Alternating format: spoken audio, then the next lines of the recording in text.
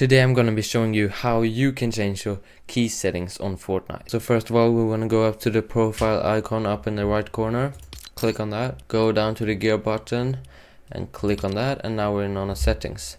And now I want you to go all the way right over here until you see these 4 arrows here, which is the keyboard controls. And down here you can see my movement keys and all of the settings for how I move in the game.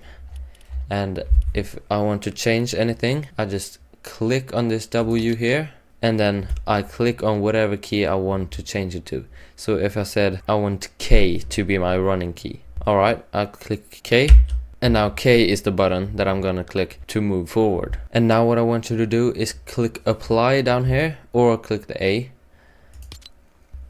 and go out of the settings. Now you should have changed your settings. So there you go, easy as that. If you like this video, please consider liking, subscribing and leave a comment. And I'll see you on the next one.